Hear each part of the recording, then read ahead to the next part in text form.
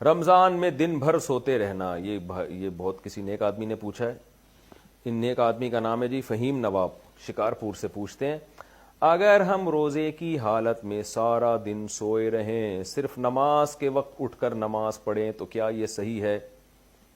اگر نماز آپ ضائع نہیں کرتے، سارا دن سو کے روزہ گزار دیتے ہیں تو ثواب ملے گا روزے کا آپ کو، کیونکہ بھوکے پیاسے تو رہ لیے، بھلے سو کے ہی رہ لیے.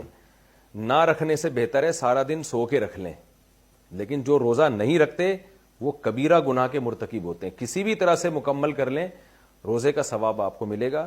لیکن مشورہ میرا یہ ہے کہ اس تکلف کی آپ کو ضرورت کیا ہے؟ کیوں سو رہے ہیں سارا دن؟ آپ تھوڑا چل لیں، پھر لیں، ہر لیں، جل لیں. اس سے صحت بھی آپ کی اچھی ہوگی، کولیسٹرول لیول کم ہوگا، فیٹ کم ہوگا، جسم نتھر جائے گا، تھوڑے ہینڈسم اسمارٹ ہو جائیں گے، دماغ روشن ہو جائے گا. روزے میں کوئی کمزوری نہیں ہوتی. اگر روزے میں آپ کو ویکنیس ہوئی بھی ہے نا تو وقتی ہوتی ہے، وہ عید کے بعد دوبارہ سیٹ ہو جاتی ہے. درجنوں فائدے ہیں. تو اگر آپ سو کے روزہ گزاریں گے تو صحت کے حوالے سے بھی وہ فائدے پھر آپ کو حاصل نہیں ہوں گے، اور عبادت سے بھی آپ محروم ہو جائیں گے. آپ تلاوت کریں، ذکر کریں. روزے میں تلاوت ذکر کا ثواب بہت زیادہ ہو جاتا ہے.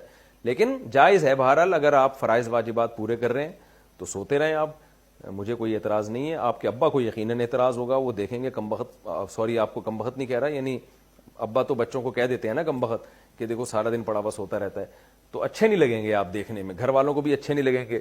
تو اس لیے بہتر یہی ہے کہ کچھ دیر سو لیں، کچھ جاگ کے چلیں پھریں، اور تاکہ صحت کو بھی فائدہ ہو اور جو ہے وہ تھوڑی عبادت بھی ہو جائے تو ثواب آپ کا ڈبل ہو جائے گا.